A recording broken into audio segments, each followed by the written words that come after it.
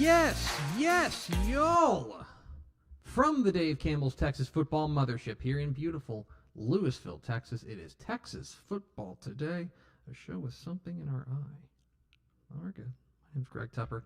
I'm the editor-in-chief of Dave Campbell's Texas Football Magazine and TexasFootball.com. Thank you for spending part of your day with us, whether you're watching us live at TexasFootball.com, Facebook, YouTube, Twitter, Instagram, or you listen to us on the podcast, which you can subscribe to on the podcast vendor of your choice. Either way, thank you for doing your part to support your local mediocre internet show. I am sitting over there in the jump seat today with all the levers and the wheels and the gears and all of those things. It's our friend Vianney Moreno. Hello, Vianney Moreno.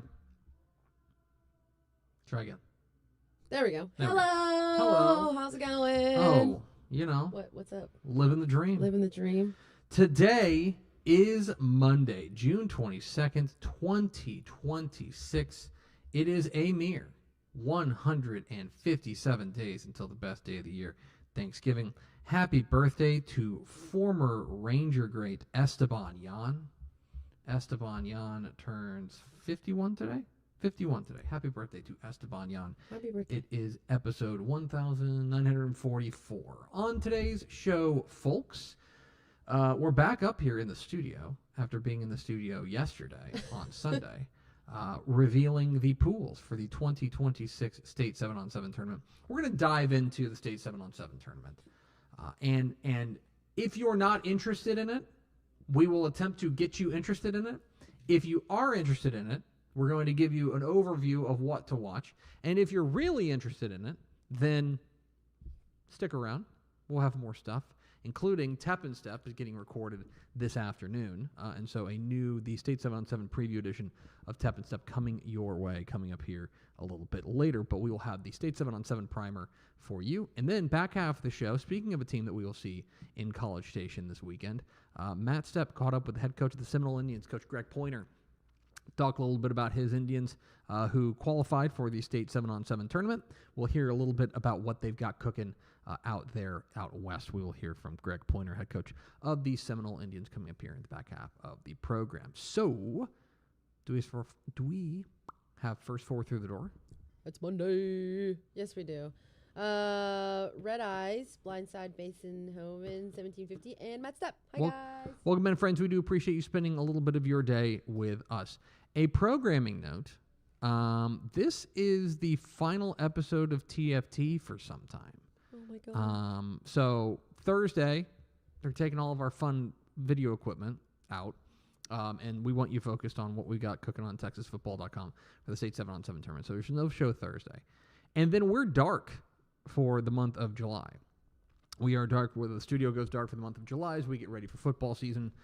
We will have a number of special events, including a stop on the Dick's Road Tour at Dick's Sporting Goods in Katy, I believe it is.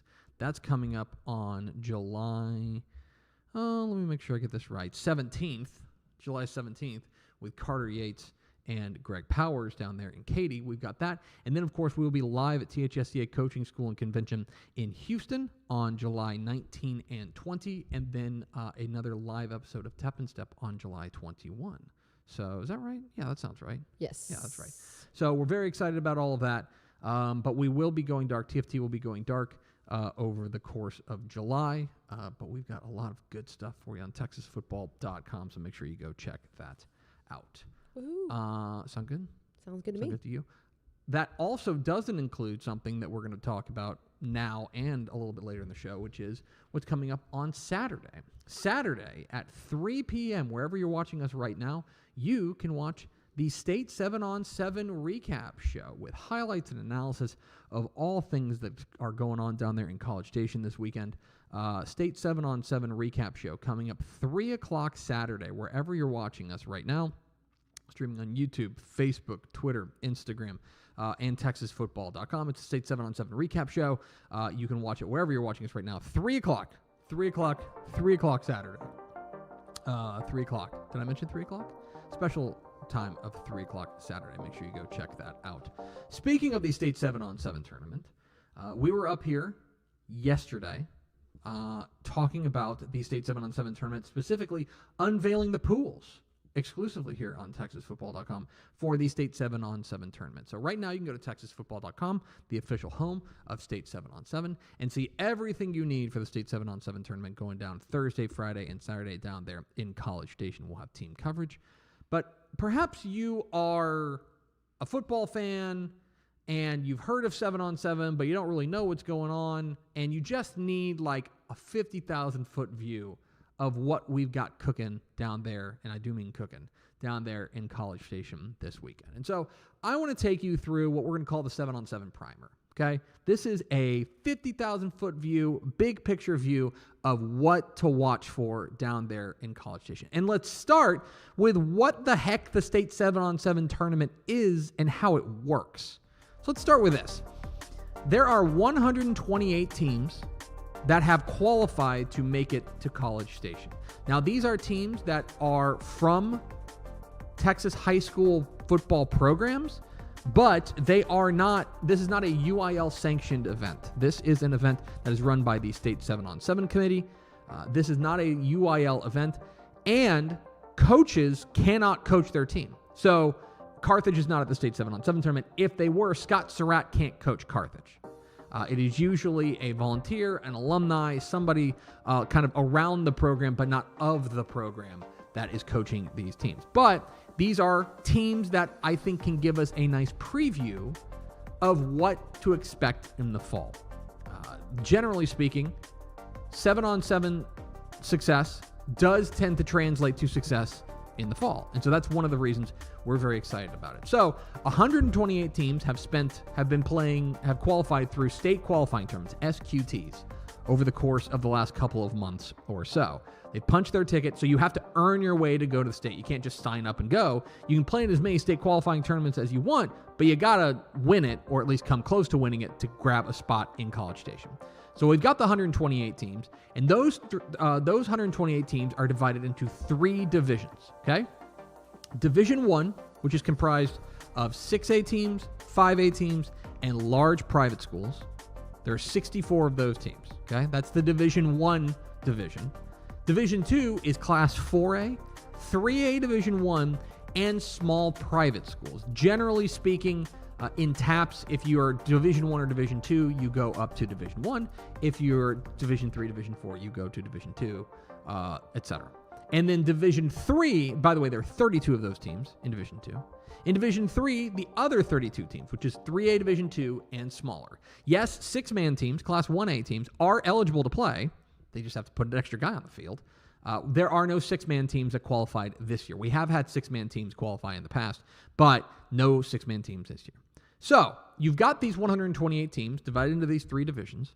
Those teams are then placed in 4-team pools for round-robin play. Actually, the World Cup is a very nice entree into this.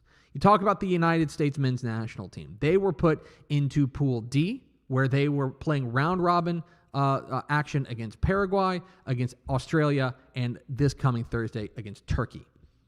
This is the same thing. These teams are put into 4-team pools for round-robin play. And so you're guaranteed those 3 matchups against those 3 teams in your pool.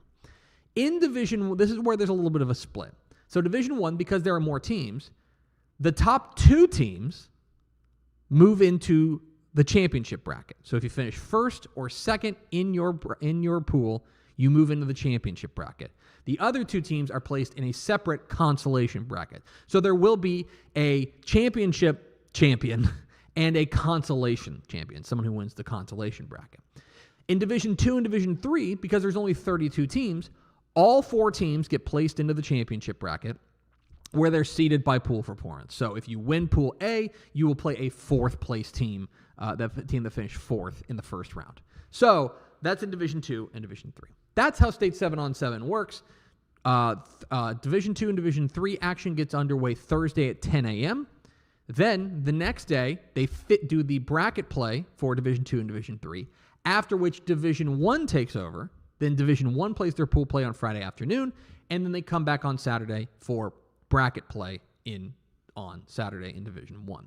Okay, so that's a lot. That's how state 7-on-7 works. You can go to texasfootball.com and see all of the teams and all of the pools that are in that comprise the state 7-on-7 tournament coming up this weekend in College Station. But let's talk about 3 different categories. If you're just looking for things to keep an eye on, things like you don't want to dive into the numbers, you don't want to, get nitty-gritty with it. You just want to have a big overview of what to watch in College Station. Let's start with my 4 teams to watch. So I just identified 4 teams, 2 from Division 1, 1 from Division 2, 1 from Division 3, that I've got my eye on. The first is San Antonio Johnson. San Antonio Johnson is loaded for bear. They have got a ton of dudes that I think all necessarily comprise the kind of things you need to win 7-on-7, right? You need to have a quarterback, right? Well, they got one in Elvis Estrada. I'm a big Elvis Estrada fan. You got to have some defense, right? They got Mikael McCreary in the backfield, who is an absolute animal in the secondary, right? And you need to have some pass catchers. Well, they've got that as well. Guys like Bryson Thompson, guys like Braylon Allen. I'm very excited to see what San Antonio Johnson can do. Another team, kind of for a different reason, is Katie Freeman. Now, you're probably thinking, what? Who's Katie Freeman? It's the newest program in Katy ISD. They qualify for the state 7-on-7 tournament. Coach Eric Robinson has been coaching them the last 2 years in junior varsity or in kind of outlaw schedule. They are entering their first varsity season. Hopes are high there for the Golden Eagles, but this is our first chance to see them compete kind of at a varsity level. And so this is a real treat, I think, for us to get an early sneak peek of what Katie Freeman can do.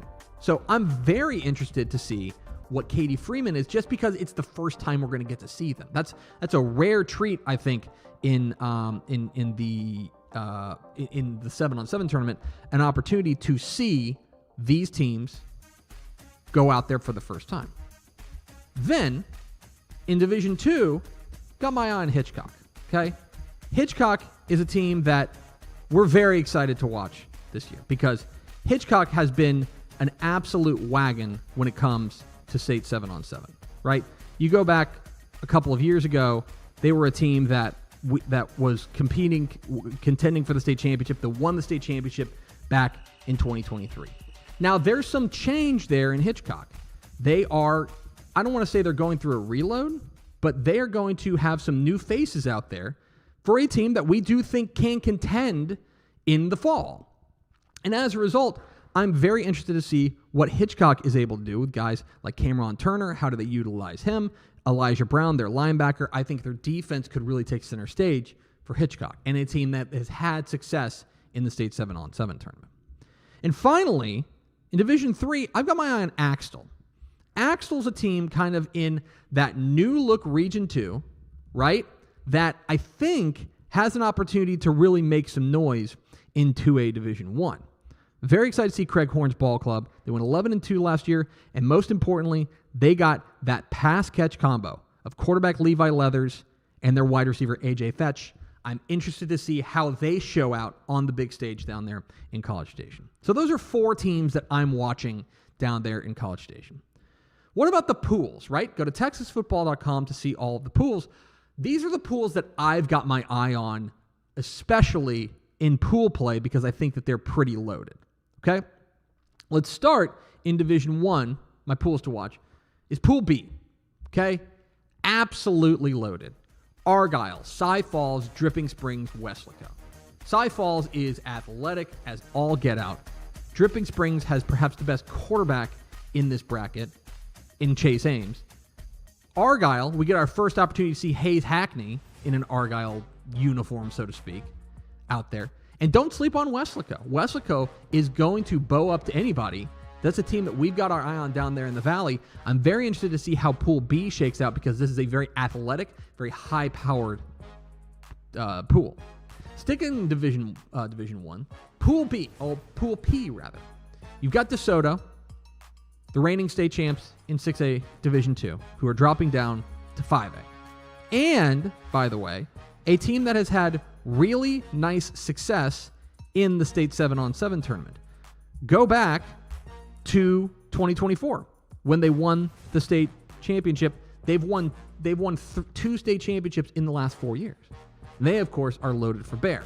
El Paso Eastwood. Coach Julio Lopez takes this very seriously. He loves the opportunity for these guys to bow up against some of the big major metro areas. And so El Paso Eastwood in here, I'm excited to see what they do. Killeen Harker Heights. I want to see what Hudson Humble can do. Their outstanding quarterback. I want to see what he has got in there. And by the way, Gregory Portland, a team down there on the coast, a team that I think is a sleeper down there in that part of the world. Very excited to see how Pool B shakes out. In Division 2, I don't think there's really any doubt that there is one pool of doom, and it's Pool G. Pool G in Division 2 is ludicrous. Matt Stepp said it on our pool reveal show yesterday that he thinks all 4 of these teams could win the state tournament, and I am inclined to agree with him. You've got Corpus Christi Miller, under new leadership, but still with that high-powered attack. Decatur, also under new leadership, but they've got plenty of playmakers themselves, especially their wide receiver and defensive back Wyatt Dunn. You've got Hampshire Finette, who, don't forget, is a team that won the state championship back in 2024. Back in 2024, they won the Division II state championship for the Golden Triangle's first ever 7-on-7 tournament championship. And then, oh, by the way, you've got Stephenville. Stephenville, the reigning 4A Division I state champ, which brings back quarterback Trot Jordan, superstar wide receiver Caden Monk. They are loaded. Pool G, there's going to be a really good team that finishes 4th in Pool G. It's crazy. And in Pool B, there's a little bit more balance, I think, in Division 3, but I love what Pool B has. You've got Goldthwaite, who is no stranger to the stage. It's a team that always performs well in College Station. Hawley, who's got towering tight end Camden Abels. Jefferson, who's got do-it-all athlete Chance Washington. And a sleeper in Three Rivers that I think has plenty of talent to go around. I think Pool B in Division 3 is going to be a lot of fun to watch. So those are my 4 pools to watch. There are a lot of other exciting pool action, but these are the 4 that really jumped off the page to me. And finally, of course, this is one of the great opportunities here is obviously from a high school football perspective. This is a lot of fun for us because we get to go and kind of get a preview for these teams for the fall. But another thing that's interesting is that from a recruiting perspective, you get to get some eyes on some outstanding players. And so this is not a recruiting list, I want to be clear, but these are 4 players that I've got my eye on in College Station, and I'm really interested to see how they show out in the Brazos Valley. We'll start in Division 1, where if you have not seen Laredo United wide receiver Colt Lozano, you are missing out. This is the state's leading returning receiver, and a guy who was absolutely outrageous for the Longhorns last year. They get an opportunity to go down there to College Station. I think Laredo United wide receiver Colt Lozano has an opportunity to steal the show. Allen quarterback Ty Snell.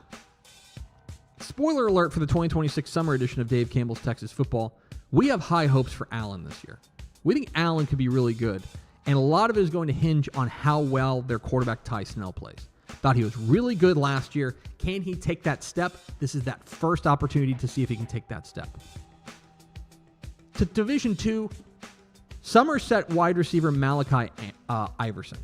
Okay? I think this is one of those guys who is one of the better kept secrets in Texas high school football. This guy was really productive last year. 51 catches for 1,081 yards and 19 touchdowns. He can stretch the field. He can do a little bit of everything. Keep an eye on Somerset wide receiver Malachi Iverson. I think we're going to be talking a lot about him after this tournament. And finally, let's go out east for Division 3 and talk about Dangerfield wide receiver and defensive back Rain Wallace. Aside from having an outstanding name, which is just spectacular, this is a guy that I think could be one of those household names by the end of the fall season. I think Rain Wallace has an opportunity to be one of those breakout stars. Last year, he was a 1,300-yard receiver. He did a little bit of everything. He is the most explosive athlete for Dangerfield, and I think he will be one of the most explosive athletes at the state 7-on-7 tournament. Rain Wallace, a name to know. He's 5'9", 165 pounds, can absolutely fly. Keep an eye on Rain Wallace, the outstanding wide receiver and defensive back for Dangerfield. Those are 4 players to watch. Of course, TexasFootball.com, we've got tons of coverage, including players to watch, I think, in every pool. as well as prospects to watch, teams to watch. We're going to have predictions. We've got, of course, Tep and Step coming up here later tonight. We're going to record. It'll be in your podcast feed tonight, and then we're going to air it Tuesday. Is that correct? We will still air it on Wednesday. Still air it on Wednesday. Wednesday at noon, we will air the Tep and the State 7-on-7 preview edition of Tep and Step. And, of course, it all leads up to the State 7-on-7 tournament in College Station this weekend. We'll have live team coverage on TexasFootball.com. Leading up to Saturday at 3 p.m., we will have the State 7-on-7 recap show. Wherever you're streaming us right now, you can join myself and Ashley Pickle as we round out and round up the State 7-on-7 tournament down there in College Station. It's the State 7-on-7 recap show from Dave Campbell's Texas Football. This Saturday, 3 p.m., make sure you lock in. We will have highlights and analysis of the entire tournament down there in College Station. We're very excited about what's going on in the Brazos Valley this weekend. We are at Texas Football today. We're here Mondays and Thursdays on TexasFootball.com, talking football in the Lone Star State. You can follow us on Twitter at DCTF, like us on Facebook, Facebook.com/Dave Campbell's. Follow us on Instagram, Instagram.com/Dave Campbell's, and of course, see us at TexasFootball.com. I hope you'll go to TexasFootball.com/subscribe to become a Dave Campbell's Texas Football subscriber. Get the 2026 summer edition of Dave Campbell's Texas Football mailed directly to you. It's going to hit newsstands probably at the end of this month, maybe early next month. But don't run around to the store. Go to TexasFootball.com/subscribe. And by the way, use the promo code Huntington from our friends at Huntington Bank and get 50% off your subscription. Let's go. Yeah, for real. TexasFootball.com/subscribe makes a great gift as well. If you screwed up Father's Day yesterday, great news.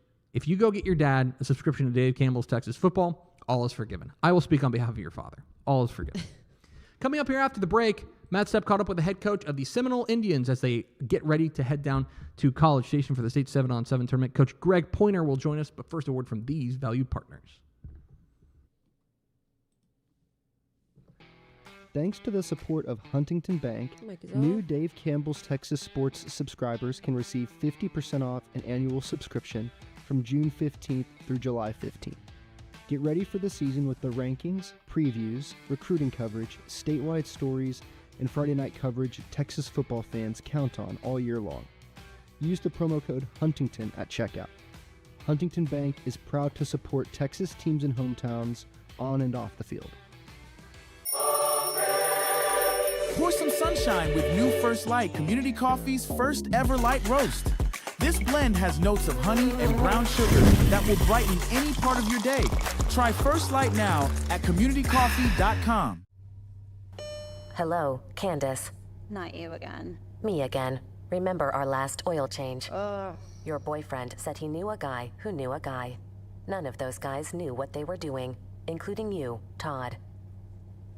Silence your oil change anxiety at Valvoline Instant Oil Change, where you can watch our experts change your oil right from your car. Thanks for coming in. And finish in about 15 minutes. Valvoline. Service you can see, experts you can trust. Friday night football is here, and Hometown is trusted by thousands of schools across the nation to make game days effortless. Sell tickets online, easily scan them at the gate, track sales in real time, and keep your community connected with a free athletic website. Make every game a Hometown game. Visit hometown.com to learn more. Every legend starts with a vision. For Dave Campbell, that vision was clear. Tell the story of Texas football like never before. In 1960, he built something no one had before, a magazine that became the Bible of Texas football. Coaches, players, and fans didn't just read it, they lived by it. His words shaped the game. His vision built a legacy. And his name? It will always be written in the story of Texas football. Dave Campbell's Texas Football, where legends begin. Hey everyone, Matt Stepp with Dave Campbell's Texas Football. I'm out here in far west Texas in Seminole, Texas, here at the Seminole 7-on-7 State Qualifier. And I'm here with the host of the 7-on-7 State Qualifier and the head coach here at the Seminole Indians, Coach Greg Pointer. Coach, first off, appreciate you having me out here to check out y'all's beautiful facilities here in Gaines County. Yeah, we got a nice place. I'm anxious for you to see the whole thing, but it is a beautiful facility. Yeah. And we appreciate you coming all the way out here. Hey, I have never been. This is my first time ever in Seminole, Texas, but it's one of those places you got to be going to Seminole to get to Seminole. You're not driving through, right? That's for sure. Unless you're going to New Mexico. There you go. Yep. There you go. Coach, first off, how excited are you guys to get to host a 7-on-7 state qualifier? I know you've been trying to host one for a little while. Yep. Kind of worked out with Coach Ramos leaving Lamesa. You guys were able to host, and I know you guys are excited and are hoping to keep this a tradition here in Seminole. For sure. Yeah, we're super excited. We, like you said, it was supposed to be in Lamesa. And then Coach Ramos had to leave. He called us, and we jumped at the chance. It's something we've always wanted to do. We're really excited, and like I said, we're hoping that this is something we can make annually and keep it here. We need a 7-on-7 in this area. Well, it's big. Every time we've had 7-on-7 out here, it always gets great participation, and I know you're hoping to grow it and get more teams to come, and I think you will. And we could have had more this year, but. First year, we wanted to make sure that's why we brought you out. We'll work on getting you a 16-teamer here next year. Speaking of 7-on-7, you got we all know it's not real football. We know that we love the offensive and defensive linemen. You can't win football games in the fall without those guys. But I think there is something to be benefiting from playing today. What do you want to see from your kids today? Really, we don't run a lot of 7-on-7 stuff. We run our offense, we run our defense, and to me the main thing is offensively execution. Throwing it, catching it. Defensively, no bust, guarding them, and then hopefully having fun and competing super hard. That's what we want to see out of our kids. How are you and your coaches when it comes to 7-on-7? Do you get pretty fired up? Are you living and dying and everything? Because ultimately you guys are competitors and you want to win. Or I know I won't date you, but you've been around for a while. Yeah. Is it more the younger coaches who get fired up and the older guys are kind of like letting it kind of happen? It really is, because 7-on-7 used to stress me out. I would get so upset, and because you can't coach it, so you really can't control it. And I used to dread 7-on-7. As I've gotten older, I just like watching our kids go compete. Like I said, have fun. Our kids were the ones that were so excited about having this, and they were the ones saying, "Hey, coach, if we can get it, let's get it." So I don't stress out like I used to. You love to see that as a coach, though. Your kids are fired up to compete. You probably like that. 100%. Yeah. In fact, because we don't go to qualifiers usually, I didn't know if our kids, and they were just jumping all over it, and they're competitors, and that's what I love. And I guess as a coach, especially the older coaches I've talked to, they always like to look at, obviously you want to win and lose, right? Yeah. But they're also looking at when things are going bad, who are the kids that are griping at each other? Yep. Who are the kids that are leaders that are picking each other up? You guys are looking at those kind of things, right? 100%. All those intangibles, and it's even more when you're not right there with them. When you're watching it from a distance, and you can see the guys that, like you said, are your leaders, and the guys you need to talk to. Hey, times get tough. You got to be better than that. So. All right, now let's talk about UIL realignment in February. We talked about it off camera. Out here, there's not a whole lot of 4A Division II schools. No. You can only kind of go one or two directions. Yep. You were either going to go north, or you were going to kind of head south into that true Permian Basin district. And you guys stay south in the true Permian Basin district, which is kind of what we thought. I guess there was a chance you guys could have gone north, but very slim chance. When you look at UIL realignment, a lot of the same, but still going to be I guess you just traded Greenwood for Big Spring. Yep, right. Still going to be a tough competitive district and a lot of traditional rivals, right? Yeah, 100%. It is funny. A lot of people, I got a lot of texts saying, y'all are going to go back with Perryton. I never really thought that. And I appreciate the UIL. I think they did a good job. And I know they take a lot of heat over that, but I thought they did a good job. Kept us south. But, yeah, we've got, teams that were traditional rivals. Monahans has always been a big game. And, several of them, picking up Snyder. And like I said, getting Big Spring now, Fort Stockton, Pecos, all those guys. So it's going to be a fun district. It's people we know, people we've been playing for the last few years. So that's going to be really good. And when you're out here in West Texas, travel's kind of it's just understood. There's just not a lot of options. And so I do think from a statewide perspective, people will give the UIL some heat. But really out here, I guess folks out here kind of know there's not a lot of options. No, that's all we can do. And in fact, we're playing a pre-district game against El Paso. So we're traveling to El Paso. We talked about playoff games. A lot of times we're having to meet. Our midpoint is 2.5 hours away. So we're used to traveling. That doesn't bother us. That doesn't bother our kids. In fact, sometimes when we get in the playoffs, we always think that's kind of an advantage for us. We go play some teams that are 30 minutes is a long trip for them. And so it's travel doesn't bother us. You mentioned that the realignment changed didn't change your district as much, but changed maybe the makeup of the region a little bit, because now you have an El Paso district there in Region 1, a Division 2 district in El Paso, so it kind of changed your playoff path a little bit. When you got that packet, was that a surprise, or did you kind of see that coming, that you would have an El Paso district there? You know, the reason we did see it coming is because all those 4A D2 schools had been opting up in El Paso.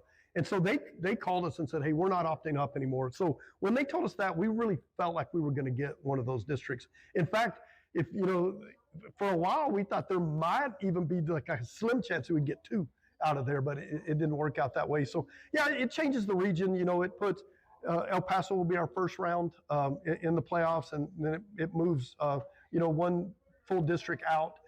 And so it keeps our region a little bit more just West Texas, which we're excited about that. All right, now looking ahead to 2026, we'll talk about your non-district schedule at the end here, but looking at your ball club specifically, what are some areas where you're feeling good about? We got some experience back, and maybe some areas where some young guys, if they have a good offseason, put in the work this summer, they can win starting jobs. Yeah, you know, we graduated a really good senior class. You know, we had basically a lot of our receivers that were really, really good, and we had a really good quarterback too. So we've got a new quarterback, going to have some new receivers. But I will tell you this, and I know everybody looked at that senior class, and they were awesome, great kids, you know, won 40 games in 4 years.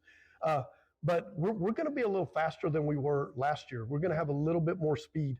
And now those guys don't have as much experience, but I'm really anxious to look at our receivers and see how they do. Now, our defensive backs, we're going to have a lot of those guys back, and I think we got some really good players there and got some good athletes there. So our D-line is the one place that I think our O-line's got a chance to even be better than last year. Our D-line is that's the one place I'm really anxious to see who steps up and how they go. That's why summer strength and conditioning is important, right? You got to get up here and get that work in and win a job, right? We've had a great offseason. Those guys have had a great offseason, but win a job. That's exactly right. Final question for you. Tell us about your non-district schedule and how do you feel like that will prepare you for district play? Yeah, we really wanted to make a tough non-district schedule. We feel like that's been good for us the last few years. So, you know, we're starting off with Bushland, and, you know, they're traditionally a power. Shallow Water, up until, I think, we beat them the last 3 years, but up until that, I don't think Seminole would ever beat Shallow Water. They're always very good, well coached. West Plains is going to be really good. And then we've got Hereford, and then El Paso Riverside, who's got that stud quarterback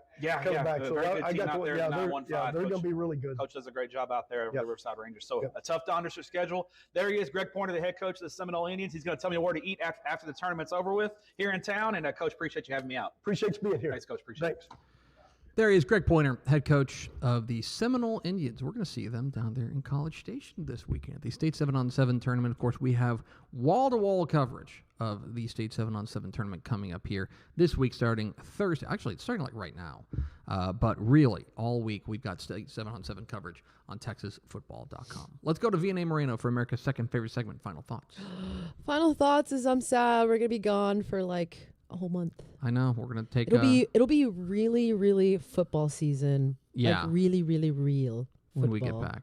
But all that is to say, you're not getting rid of us that easy, because coming up Saturday, 3 p.m., it is the State 7-on-7 recap show with highlights and analysis of all the goings-on down there in College Station. It's the State 7-on-7 tournament recap show. Myself and Ashley Pickle will bring you highlights and analysis of what we saw down there in College Station. A special time, Saturday, 3 p.m., wherever you're watching us right now, tune in for highlights and breakdown of the State 7-on-7 tournament. Woo-hoo! That's going to do it for us. Thanks for spending part of your day with us. Follow us on Twitter at DCTF. Like us on Facebook, facebook.com/Dave Campbell's. Follow us on Instagram, instagram.com/Dave Campbell's. And, of course, see us at TexasFootball.com. Thanks again to Greg Pointer, head coach of the Seminole Indians, for being our guest. For V&A Moreno, I'm Greg Tepper. We will see you Saturday, 3 p.m. for the State 7-on-7 recap show. Goodbye.